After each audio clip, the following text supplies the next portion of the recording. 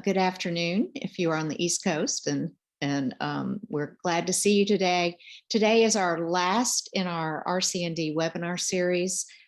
We've been going for almost a year and a half now and have had several really good webinars to help RC&Ds learn new activities and new ventures that they might want to try. Today we have an exciting one because we have lots of youth who are going to participate, but we're talking about a youth engagement activities that have gone on in some RC&Ds on the East and West Coast. And in order to get started, we're going to have introductions. So I'm going to let Jillian start her screen share. And we are going to do a poll before we get started, so that will pop up on your screen. This just helps us get a feel for what you learned during the session. And if you will just answer the poll then as soon as it pops up. And then we will also have this poll at the end. So we are very pleased today to have Jillian Shea, who's with the Connecticut RC&D Education and Outreach Coordinator there. And then also Jean Brokish, who is the NARCDC Grants Administrator. We will also have youth who participate in these programs from Bluebonnet and OrCal RC&D councils, and Jillian will also talk about what she did in Connecticut. So we're excited to have people today. Rosie, do you want to launch the poll? Sure thing.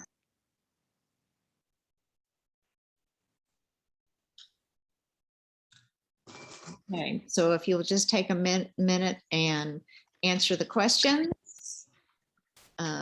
There's 3 questions, and then submit. All right. I will now turn it over to Jillian for any opening comments she may have.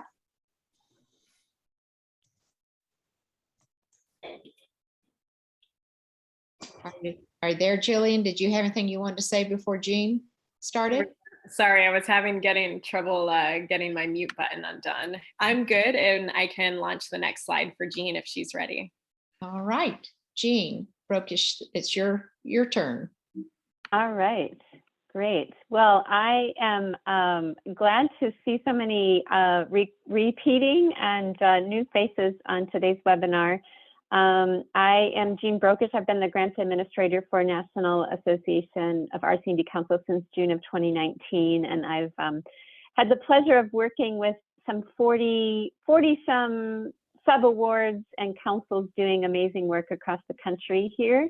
And this map you see, slide you see, is just kind of a recap of some of the work that has been supported by the National Association, including 44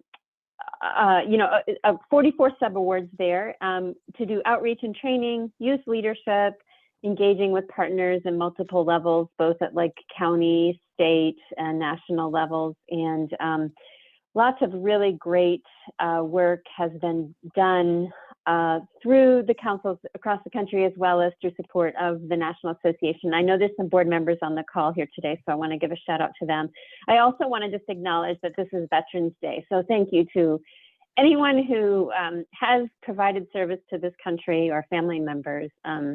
Always want to acknowledge that. I think today we are featuring a few of the projects focused on youth, and in particular the use of some training curriculum that was created on soils and urban agriculture, and really just thinking about the future and how we can engage youth in careers in agriculture and conservation. And that is really just kind of the overview I have. I'm going to turn it back because I'm interested in hearing from Jillian and some of the youth that went through some of the training. Thank you. Awesome. Thank you so much, Jean, and thank you to everyone for being here today. I'm very excited to share this content with everyone. It's something I'm very passionate about, and thank you to all of the youth who have participated in these programs, and specifically the youth on this call today. They're going to speak up about their own personal experiences in the program, so I'm really excited to have them on and share this with everyone. So the way I've formatted this presentation is to sort of summarize my experience leading a youth program through our Connecticut RC&D. and sort of how that led to the development of other curriculum for other councils and what that process was like, what was, some pros and cons, and some different types of success stories and examples of how other councils have run their programs.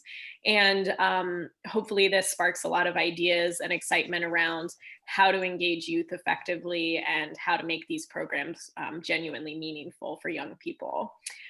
So with that, Jean already summarized essentially the funding opportunities that have been made possible through the National RC&D. This is just a clip from the website where you can find out more information if you're interested. But to highlight my experience and where I started with this program was with what was called the Youth Leadership for Conservation and Agriculture program. So the Connecticut RC&D, along with Bitterroot RC&D, North Coast and Orcal RC&D, received funding to carry out different types of youth projects. In Connecticut specifically, we had issues locally where we found that young people were graduating from careers or from degree programs in conservation, environmentalism, different outdoor focused jobs, but not many of them were going into soil science programs.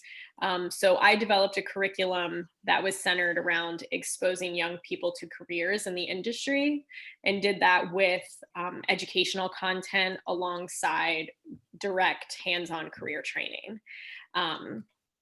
So this is my lovely team. Everyone that is on the Groundbreakers team is on this call today. I'm very excited to see all of them and see how they've grown since this day when we all first met. So the Groundbreakers were not only special as individuals, but was also a really interesting team dynamic because the start of this program was also the start of COVID. So a lot of us weren't used to this online format and way of doing things, but I tried to find the silver lining for that opportunity and found that we actually were able to engage with even more people because of our sort of remote access to professionals in the field. So I'll kind of get into that a little bit more later. But as I said, this is the amazing team, the Groundbreakers. And when we did a call out for this program, we were reaching out to 16 to 24-year-olds with an interest in sustainability, agriculture, and soil science. And if you're someone on the call who's looking to start a program, one of the ways that we did recruitment was through speaking with local university career advisors, guidance counselors, FFA program leaders, biology teachers, anyone who had an engagement with these subjects anyhow and had students who might be interested in pursuing an internship in this field. So engaging with students who already have an interest, I think, is an important part of initiating a program like this. So as I mentioned, our program ended up being, I would say 80%, maybe more, of a virtual internship where we were interacting through Zoom quite a bit, and they were doing independent work on their own time, and then we would reconvene and discuss what we learned. So as I said, we recognized that this needed to be centered around exposing young people to careers in the soil science industry. So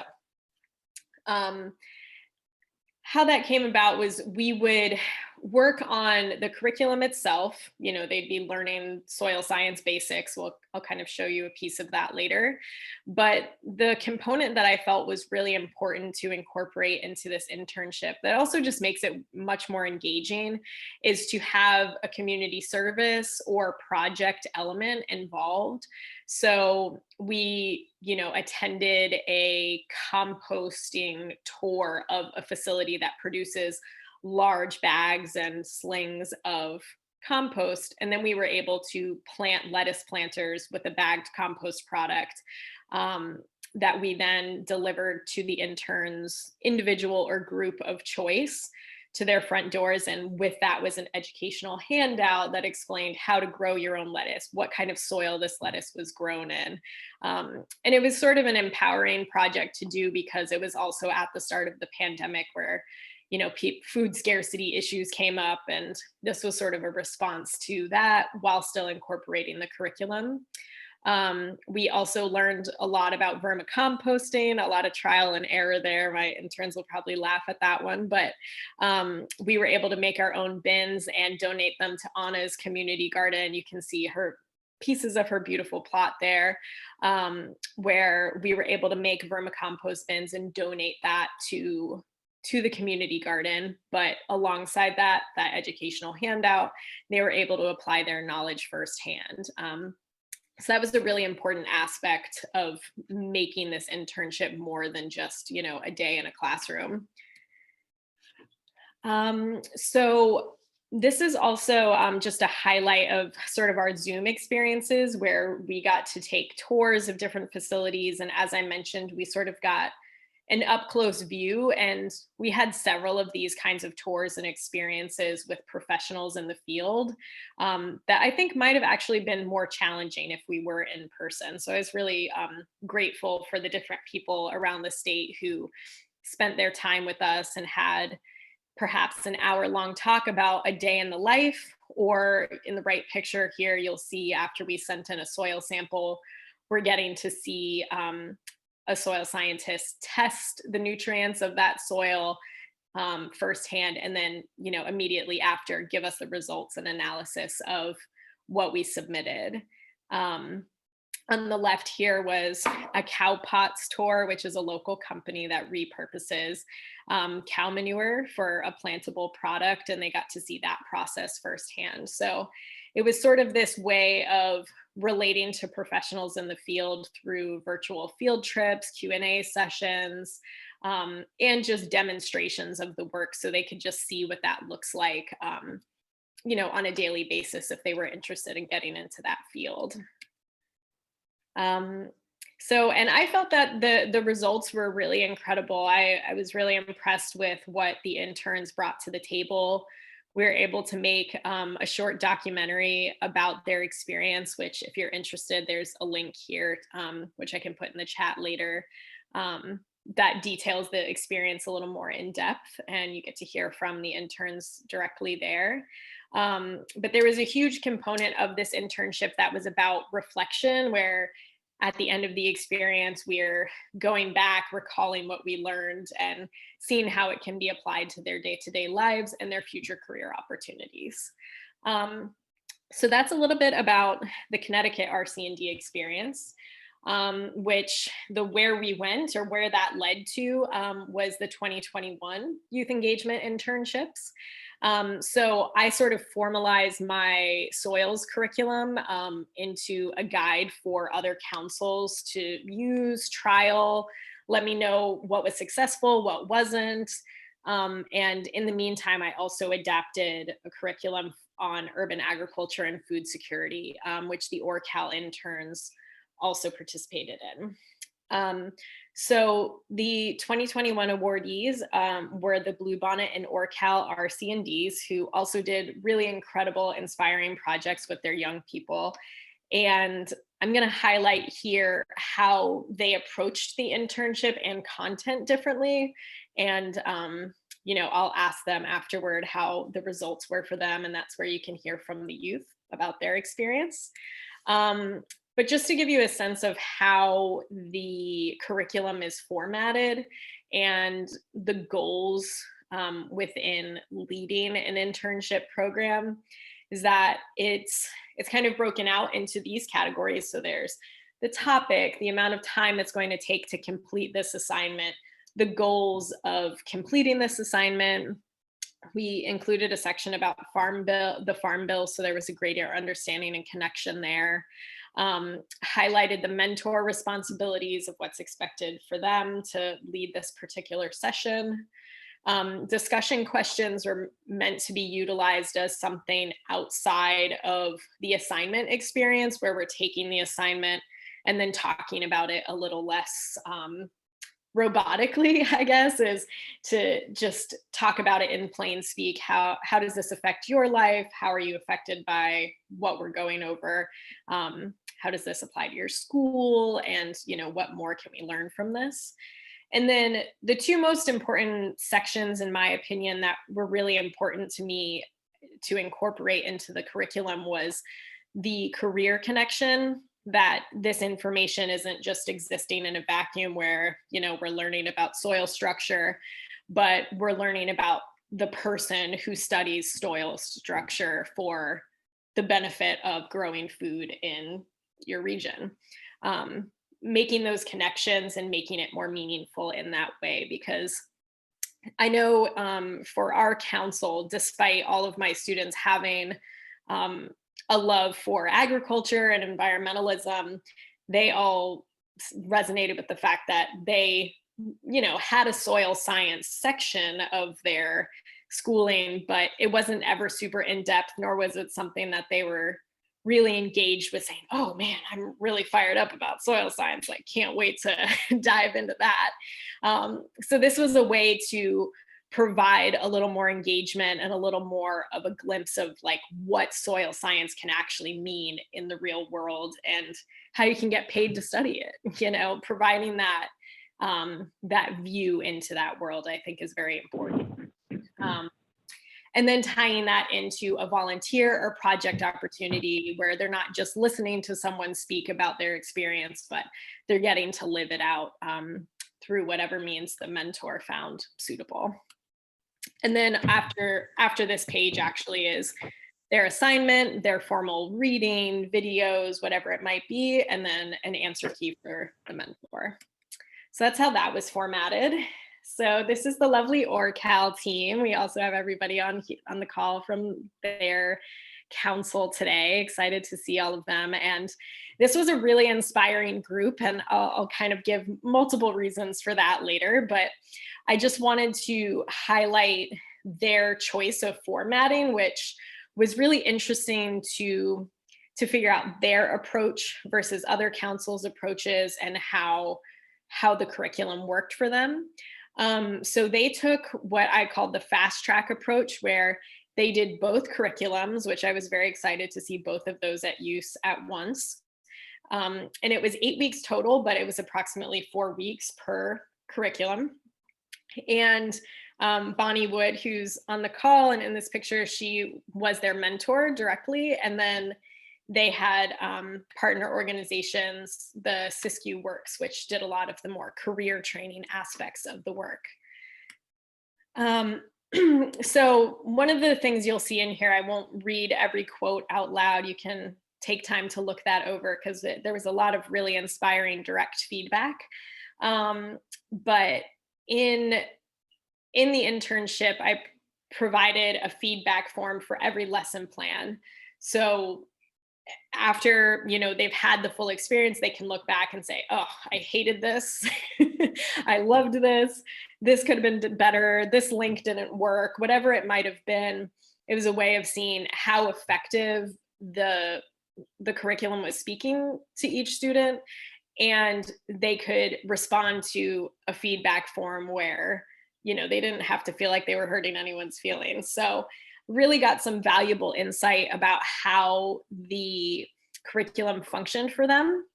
And that was really great. And I just wanted to make a note here that this council achieved some really great final projects and got through all of the curriculum despite experiencing some really devastating wildfires this year. So I applaud this group for their commitment to the program and their ability to do as much as they did despite those circumstances, on top of everything else happening in the world.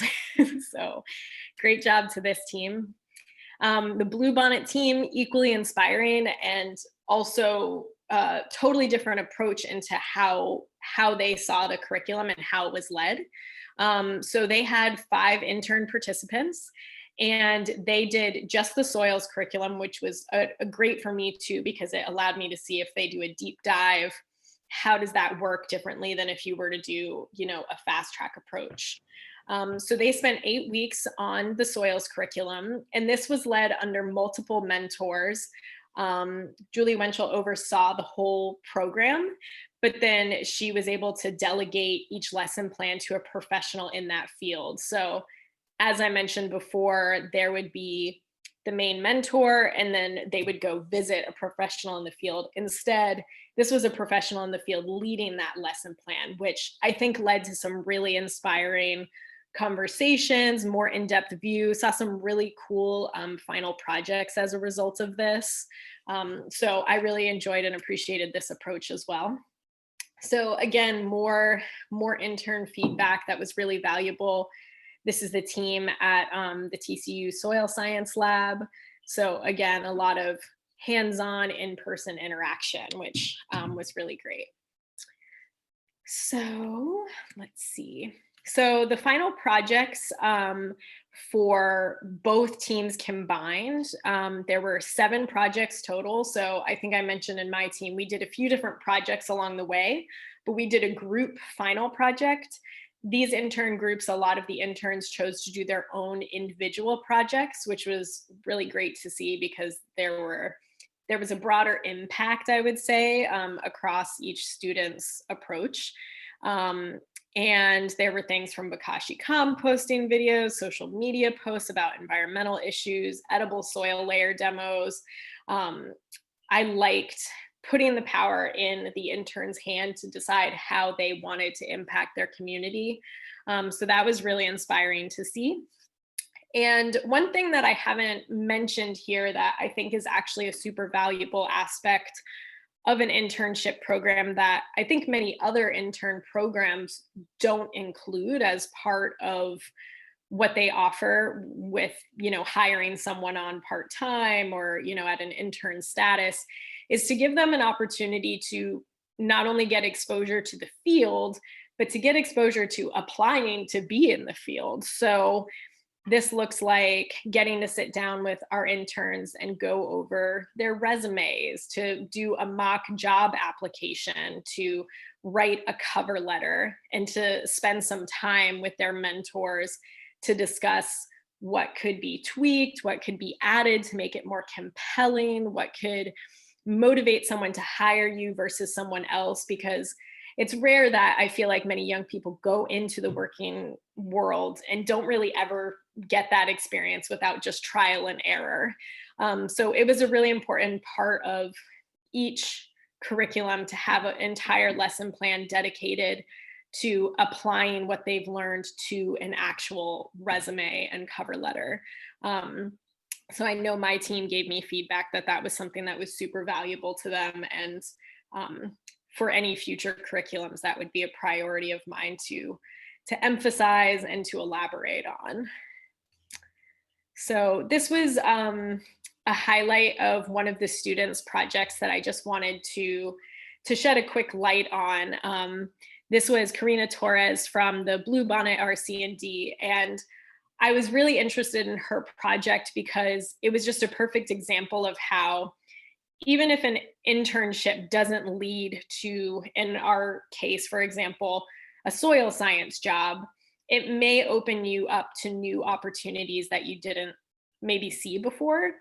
And this was just a timeline that Karina laid out about her idea to teach people about bokashi composting, how that led to her going in front of a group of people to pitch the idea so others could learn how to do it, to then getting funding to be able to do this project for 20 participants, and then to have a booth the following year to educate even more people. So it was just a really perfect example of how an internship can make a huge impact on a young person's life and maybe be a guiding star for how they make certain decisions about projects or things that they're involved in for the future. So I just thought this was a really great slide and a way of illustrating the power of that. So yeah, just to highlight a few other projects, this was a picture of the edible soil layers demo from the OrCal interns to a younger audience, which is really exciting.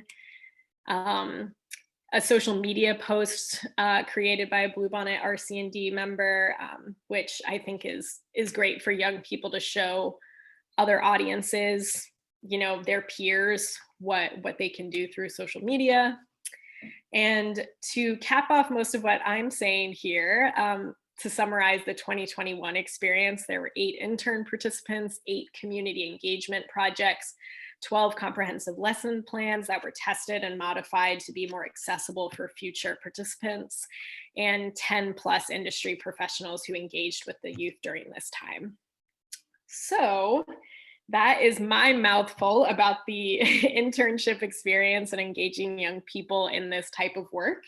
And here I'm going to pass it off to the wonderful interns who are on this call with us, who there are 7 of them.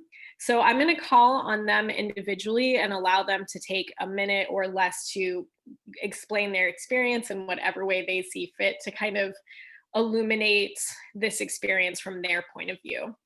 So with that, I'm going to stop sharing. I'm going to let everybody be seen. Can everyone see each other? Thumbs up. Yes. Okay, great. So I'm going to pick on Madison first to talk about her experience. So Madison, if you want to take it away. Alrighty.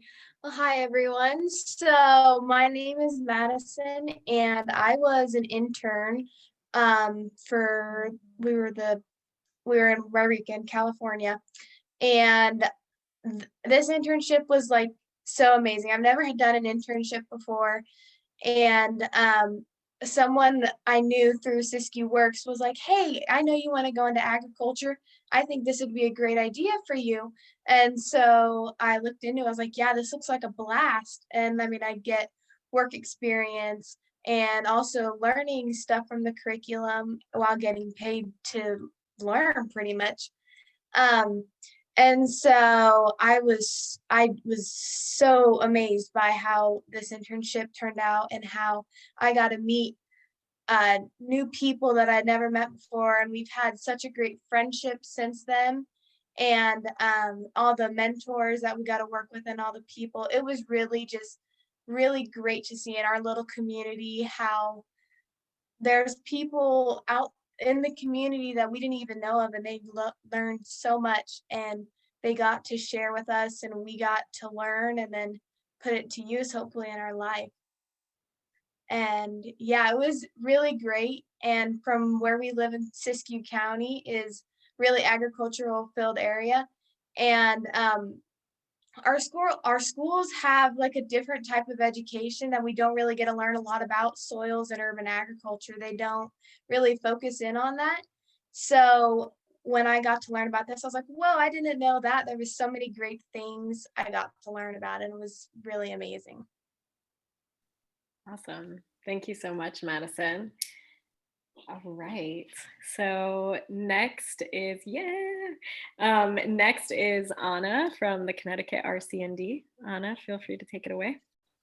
Hi everyone, nice to meet you. The projects look awesome. Currently I'm in New York for college, but I'm from Wallingford, Connecticut. I believe it was 2019 we did this project, so it's been a few years. We did resumes, toward different career options, and with that experience, it's helped me figure out where I want to go to college, how to fill out applications for college, and it's gotten me here today. So without it, I don't think I'd be here. So yeah. Awesome. Thank you, Anna. It's been really great to see her journey and everything that she's done. Anna is a total super achiever, so that's exciting. All right, next, why don't we go for Danielle? I know Danielle is taking time out of her workday to be here, so thank you and good to see you. Good to see you too. I'm at the bowling alley right now where I work, so it might be a little loud, but yeah, so I'm Danielle. I'm from Connecticut. I went to Eastern Connecticut State University and did this internship last year. It was my first experience in the field outside of school, so it was just really enriching to see that and meet a lot of people, meet people in the field that I didn't get to meet at school or with my professors. And I just had a lot of fun learning, and like we said before, just getting paid to learn. There were so many good experiences, and I still talk about it all the time. Like with my friends, I'll mention stories. So yeah, it definitely helped me strengthen my interest in soil science, and it's something I definitely would like to pursue maybe someday with grad school. So yeah. Awesome, Danielle, thanks for being here. All right, let's do Kurt. Hello, I'm from Connecticut also, currently in Pennsylvania for school. And I just want to say I loved learning everything in this experience. There's so many different elements in the field of soil science. And I mean, I knew that there was a lot to it, but it was really good to see everything in a very practical and real sense. I loved learning like the foundational aspects of soil and how it affects different parts of nature, and getting the professional experience too was just, it was so helpful for me to get like a more realistic application for it. And yeah, I love my all the time that I spent on this. Thanks, Kurt. All right, let's do Brisa. Okay. Oh, there she is. Yeah. Hello, my name's Brisa. I'm from Doris, a little like 15 minutes away from Oregon. We're a pretty small community. Not many people here. Everybody knows each other. It's pretty fun. Well, I could say that this program really did inspire me to possibly change me a little bit. We're very close, nomad, and really excited about agriculture. But I don't really know what agriculture is all about. So this really curriculum really opened my eyes to how it really works, all the struggles, and how I could possibly make an impact in my community. So this is really, really inspiring. Awesome. Thank you. Yeah, I know when Brisa did one of her final presentations, she was talking about tying that into connecting with her community. And I got like, oh, snap. It was just really inspiring to see that connection between, learned content, but then finding a way to incorporate that into the people who are around you and making a difference in your world and theirs. So I think that's really great. All right, we have Kyle is up next. Hi everyone, I'm Kyle. I was an intern from Connecticut RC&D also, but now I'm in Pennsylvania also at Delaware Valley University, studying environmental science. And from this internship, like I went into it not knowing really anything about soil science at all. So it was so fascinating to see like the interactions between like plants and micronutrients and fungi. And it was amazing seeing how that all tied into like agronomy and agriculture. And then being able to like actually see people like a day in their lives, like doing stuff with that every day. It was so enlightening because I could actually apply what I was learning. And it was really nice to interview people to find like, to branch out and find the different aspects of it. And then doing, of course, like the smaller projects, like with the vermicompost bins. It was nice to branch out and see like everything that this field entails. And it was just such an eye opener because if I had never done this, I would have never seen like anything that I wanted to do in my career field. And it just completely shapes what I wanted to study in school. And I think that's about it. Awesome. So good to see you, Kyle. I've been telling everyone this is so exciting because I haven't seen everyone since the end of our internship. So it's really exciting to hear that. And Kyle highlighted a point that I forgot about, which was at the end of our session, all of the people who had led programs for us or, professionals that we had spoken with, all of the interns could then pick someone from that group and interview them one-on-one. So it wasn't just a group setting, but getting to have a conversation just with that person and to interview them about the work that they do, which I think was a great exercise for the group. And last but not least is Yuvia. Hello, everyone. Thank you, Julie, for having me here today. My name is Yuvia Castillo, and I was part of the RC&D, or Cal RC&D. I'm currently a student at the New Mexico Military Institute, and I'm majoring in political science. I did this internship this past summer, and one thing that I learned that really impacted me is that it helped me really understand the importance of being a soil scientist.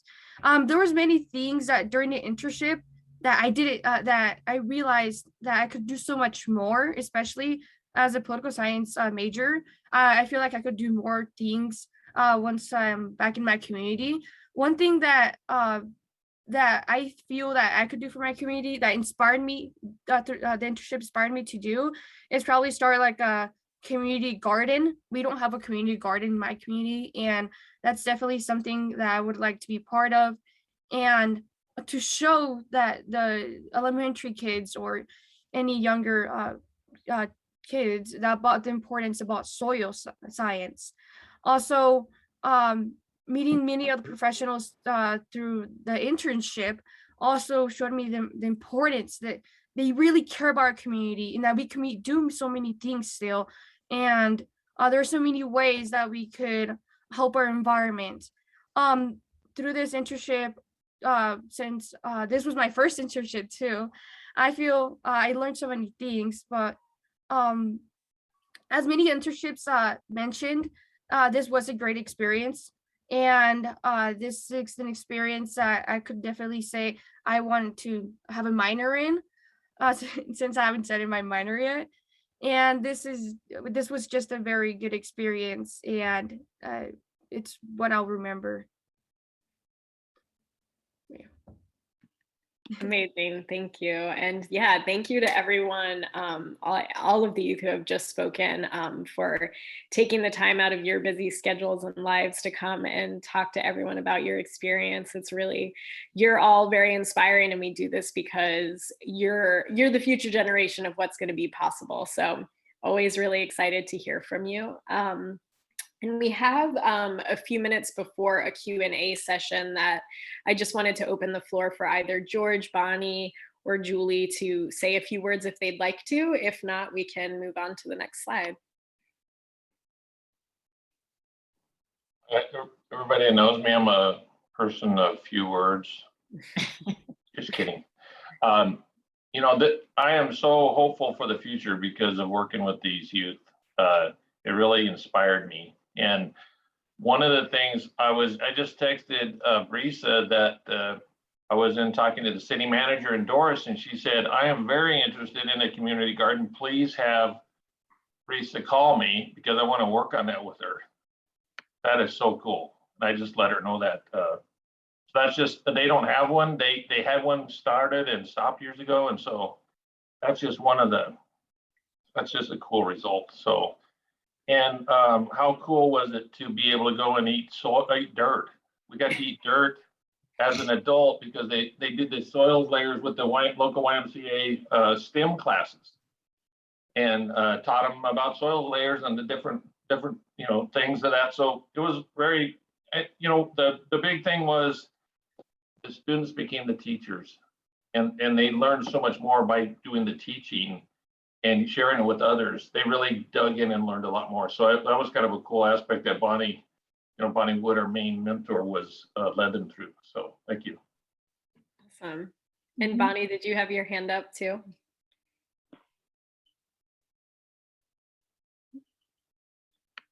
There we go. Yeah, it was truly an honor to work with this project. I think that the curriculum was so well focused and really engaged our interns and inspired them. And I think more efforts in this area to really, connect with the next generation of soil scientists, conservationists, urban agriculture, is something that should be done more because there's a huge need for it at this point. And by reaching out to these inspiring young folks, I think, as George said, they are, going to be at the forefront of what changes need to happen in our agricultural systems. So it was a real honor to be part of the whole process. Awesome. Yeah, thank you, Bonnie, so much for your engagement with this. You made the magic happen. So thank you for that. And last, Julie, did you want to say a few words? Yeah, if I could. Sure. We had a very different approach. We have no employees at Bluebonnet RC&D. So we were actually able to, just by taking the professionals that many of us that serve as volunteers on the board and contacting professionals within our region, we had a lot more professional to student input than we could have if we actually had a paid employee here. So our students were able to meet 7 professionals that work with Texas Agricultural Extension Service, what they call AgriLife here, and 3 professionals with the Natural Resource Conservation Service, a professional that runs a commercial composting facility, and another one that does the bokashi composting and doing water remediation, as well as a human resources professional, a director of human resources, met them for the item number lesson plan 5. So I've been very pleased because we have 4 students that have now completed high school. 3 of them are in their college curriculum starting. One of them had voiced an interest. This may have changed her whole concept of a major. She was very heavily into pre-med, and they had a program at her high school which was all geared toward medicine, and she's thinking of making the switch, and she's now at Texas A&M, so that's a perfect place to switch to. Not only do they have a medical school, they have the vet school, and the College of Agriculture is huge, and agricultural engineering for that matter. So she's looking at other aspects, and that's a good way to tie in. Another one of our students is at Tarleton State, which is heavily influenced agriculture college too. So she's looking at an agriculture degree. And one of our students went on to work in the agriculture profession, and he's taken what he's learned from AgriLife onto a new farming operation that's rearing show wool sheep. And so he's taking what he learned in the soil science portion to do soil surveys and redirect their land management to improve the quality of their show sheep farm. So it's been very interesting to see where they were taking the information that they learned, and they were all very amazing students. So we were privileged to be able to get so many, and we actually had 6 students in our internship program. So we've got 2 still in high school, and they're doing projects with their high school programs this year. Both Arena and Jordan are starting programs with their environmental science projects. So we had a really interesting time this summer. 2 of our students came down with COVID. And so we had a lot of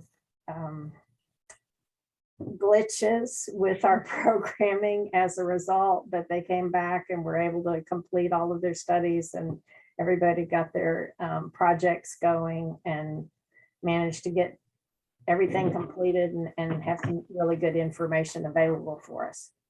So thank y'all so much for the funding as well. I appreciate it. Yeah. Thank you, Julie, so much for the work your whole crew has done. It's been really amazing to see. So I want to make sure that we have some time for questions. I do have last 2 slides I'll just share really quickly. Let's see.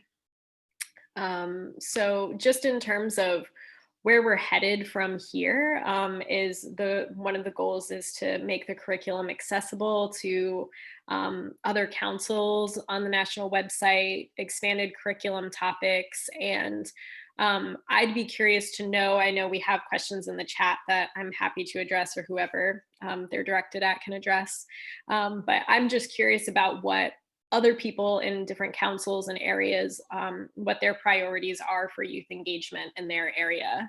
And really quickly, I want to let Jean also speak about future opportunities through RC&D. So I'll leave it to Jean. Yeah. You can open up for questions. Yeah, thanks, Jillian. Yeah, so this is the last webinar in this series, but we will be hosting additional webinars. And so in addition to kind of highlighting some upcoming funding and youth engagement opportunities, I'm also interested in hearing your ideas for topics or ways that we can use this format to best support work of councils across the country. So I'm just going to put that plug. And then just some information on the slide there is We do have another grant from NRCS that is just started this fiscal year, and that includes funds for 2 types of work. The first is conducting outreach to beginning farmers and underserved populations. And we have budget for 5 councils to do that. Well, we have about $40,000 available. So thinking about 5 projects that could support. And then we also have funding, $50,000 available to do more of this type of work, supporting interns or groups of interns across with local councils to do this kind of work, you know, looking at with an eye of career development, training, and getting more engaged with the RC&D and conservation and agriculture professionals. So anticipate posting those requests for applications in January or February of 2022. And if anyone is specifically interested, you can feel free to send me an email, grants@narcdc.org, and making sure we can capture that information and get the details to you. And I think that's all for this slide. I will save my last gratitude remarks till the very end. So I'll let you go to the next slide, Jillian. Sure, thank you. All right, I had to end on a quote from Yuvia because I just loved this at the end of their presentation. She said this line and I thought it was a really inspiring note to end on, and a good way for maybe young people to frame their thoughts around trying to make a difference in a big world. So thank you for that quote, Yuvia. And I will stop sharing and open the floor for questions. Can take a look in the chat too, if that's. Yeah, so if the first question was from Alma at the Alamo RC&D area in Texas, asking about this, was this only for college level students? So it sounds like it was high school students, wasn't it, primarily? So for our particular group, it was 16 to 24-year-olds. So we allowed a range, and for my particular group, we had a mix of those ages. And from the other 2? We had ours open to freshmen, college, and juniors and seniors in high school. So we had a very tight age range that we wanted, and we mostly had juniors and seniors in high school apply. Okay. And the 6 were, 2 are still in high school and 4 are on to college or working. And George, what about you, where you were? I think one of the things I was looking at with our program, Siskiyou Works, was to see how we could tie this in. One of my long range goals is to tie this in with the national, it's NCPP, the National Conservation Planning Partnership, to develop opportunities for RC&Ds to become conservation planners. And, you know, a lot of times it's hard to get those certifications if you're not an agency person. And a lot of times in our small rural communities, I'd like to see more opportunities for RC&Ds to maybe supply some of those for those rural agencies like NRCS. You know, so this is just kind of the whetting the appetite of getting science and everything back into ag into our youth. But the longer term goal is to help the agencies with retention and being able to get some good people in there, even if it's under a contract basis with the RC&D program. So that's like 20,000 foot, I guess. Sorry. But anyway, that was my goal with this, was to see if this would be transmittable into a program for training for non-agency folks to work with NRCS and get in or get into careers with NRCS. And Alma would also like to see a sample budget maybe for your project. And so could she reach out directly with the 3 RC&Ds potentially to get the budget that you had for that? And, you know, how the students applied, the application forms, would that be possible? Yeah, I think yes, absolutely. Okay. Terry, you had a question? Yeah, no question and a comment. I just want to echo what George just said. I know that as I've now transitioned to be an Earth Team volunteer, I'm also involved with NCPP, and I'm going to make sure that not only the NCPP people, but also NRCS people, especially with the soils people, see this or take the time, hopefully, to watch this, because I am so incredibly impressed with what I heard today. Having been working with Jean for years and the National Association, seeing what the money did, and such a small amount of money did, is just fantastic. So councils, congratulations. Interns, you give me hope. And then I had a couple questions that I put in the chat. And the only other thing I want to comment is for you all to think about for next year. And I cannot represent myself to NRCS, but I'd like to get a little more involved with NARC DC when it comes to the urban grant programs. There's a new urban ag office in NRCS. It's for all of USDA. I worked on that for the last almost 2 years before I retired. And hearing about the community gardens, hearing about some of the things that you all have done, there is funding, there will be funding in 2022 or this fiscal year for it. And I think it's something to start thinking about, whether it's something that the National Association may go to, or just even individual councils as nonprofits, you are able to go for the funding. So that's just something to put in to think about. I don't know when the advertisement's going to come out. Keep track of that and let Jean. And Jean, you told me somebody else will be handling all of this too? Yes, so I am wrapping up my service as grants administrator, and but the grants at narcdc.org email will transfer. And actually the next individual who will be working most closely with NRCS is Kelly Johnston, who's actually on this call as well. Great, so, great. Yeah, good to see. And since I have the airwaves, I want to give a shout out to Terry Diadio, who was an amazing supporter for all of our work and helping me figure out how to manage these agreements and make things happen on the ground. So thank you, Terry. And I'm really happy to see you today. Yeah, definitely. Oh, thank you. And I'm really happy to see Dana staying involved too, as another NRCSer. Retiree. I want to jump back in and ditto on Terry. She's been a huge supporter of NRCS with the agency, and we are just excited about any way we can to keep her engaged in. She's been just a lifeblood of support for the RC&D program across the United States.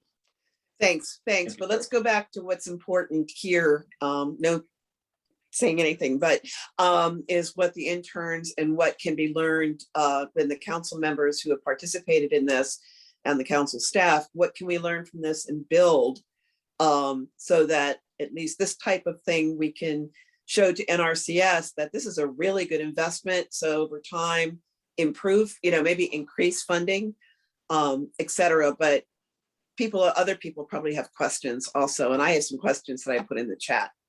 So let me call on Alma, because she's asked several really good questions and also just talked about a program they have. Alma, do you want to talk about your program that you have, your Youth for Earth program? Well, thank you so much. We were inspired back in 2011 to work with kids in our program because we felt like all of y'all do, that youth need to be involved because they are our future, and especially in agriculture and environmental studies, etc. So we started our Growing Rural Youth Garden program. That was the first one. And in that, we engaged 3 to 11-year-olds in community gardens, school gardens, individual family gardens. We have it in homeschools, etc. In that we have it ranges from about 100 to 200 kids a year. And we built a curriculum for that, and we have to where they learn all the scope of working with soil, working with plants, how things grow, how to take care of them, etc. And they plant, some of them, we've even created gardens with the kids, okay? And they plant, grow, and everything themselves. It is absolutely inspiring, to be honest with you. I love that program. And then from that, it evolved into our Youth for Earth program, because the kids that graduated at 11 wanted something else to do, but to be honest with you. So we expanded it to 11 to 20-year-olds. And that group, actually, it is an individual project that each student instills. They look at their community and see what the need is, and then they create a project toward that need. We have had kids do a variety of things there, mostly middle and high school kids, no colleges yet. That's why I asked about the age group earlier. And what they've done is anything from agricultural projects themselves, teaching others how to grow and nurture a stock of pigs, for instance, okay? Also beekeeping and teaching others how to beekeep. We had a high school student go down to a elementary school, and this is an elementary school in San Antonio for hearing impaired children. And she spent her whole 6 months teaching them how to garden from the bottom up. And so it's an exciting thing because they actually create the projects themselves. They find community funding. They write a project proposal. They write their budget. They, of course, I think the other nice lady talked about how her RC&D staff nurtured the kids. Well, that's what we do too. And we bring in professionals in those areas to help them one-on-one so that they can be led in the right direction. So it's exciting. We've seen our program grow, and we are happy that we're now in the 10th year and we're continuing to do this program. And we're thinking of putting it all under one big, right now we have it under 2 names. This year we're thinking of put it under one big scope, which is Youth for Earth, and have Kids for Earth as the younger group and Youth for Earth as the older group. So it's exciting. Thank you for letting me talk. That's okay. I know there was another question. Did the interns get paid? And if so, how much? Yes, that was the other question I had. Yeah, and I'm actually glad you asked that because I do think it's a really important aspect of running an internship, especially for high school to college age students. I feel like, asking a student to participate for free is a little bit of a disservice to them and their time. So I do feel like it's important to build that into the budget. And each council got to decide on that separately, whether it was a stipend, and it was just all in how they built that into the budget. And I know for my interns too, the hourly commitment was flexible. So we did time cards, but there's other ways to administer that through a stipend where you say over X amount of time, you're going to be doing 60 hours and here's what we have available to give you for that. But just having some type of financial compensation built into the budget, I think is an important tool for both recruiting students, so there's interest there, like, let's be real, that's a part of it. But part of it is also just making sure that their time is valued and compensated for. So but I think that was just decided on individually. Yeah.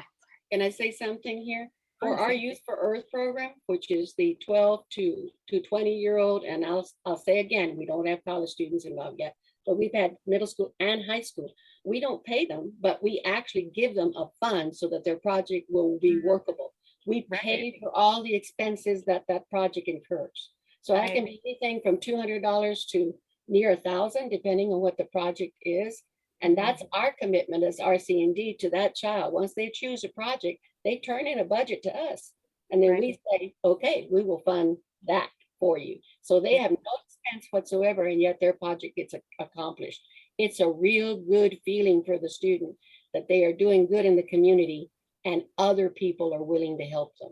That's been one of the comments I've had over and over again of, hey, I went to this builder and look, he gave me that from my project because he felt it was so good. That meant that that business person was valuing that youth, and they felt so good about that, to be honest with you. So they got help from the community as well as from RC&D. Yeah, I think that's a great approach. Okay, we've only got about a minute to go. Terry, you had asked a question and we don't have time to really ask it about what would be the perfect size of a project and funding. Is there a way they can get hold of you to answer if anybody wanted to give you ideas of that? Sure, I'll put my email in the chat so people can contact me. Just in the sense of now that I'm coming on, come on as an Earth Team volunteer, you know, and I believe I'm going to be working still with various parts of NRCS, but just that part of this out of curiosity, and then also part of it perhaps being able to just let NRCS know, you know, because of the success that has been built for the last several years with NARC and DC, you know, maybe there'll be the opportunity if NARC and DC can handle a larger cooperative agreement, which you guys call grants, but it's a cooperative agreement with NRCS. If, you know, that also is just kind of get an idea. And I probably will talk to Jean and Kelly about that in the future, because it's, you know, we haven't given as much for the national agreement that's done every year based on what you guys think would be able to handle it. I know in conversations with Jean, the first time we started doing this, there wasn't, the amount that was available wasn't quite enough to get other councils to apply. So it would be kind of nice now learning about this and what has gone on, what kind of, you know, maybe what range they can be, if there could be a possibility of further funds. Does that make sense? Yeah, so can you put your in the chat before we have to go take Sure. off? Sure. Since Can't we're talking tight.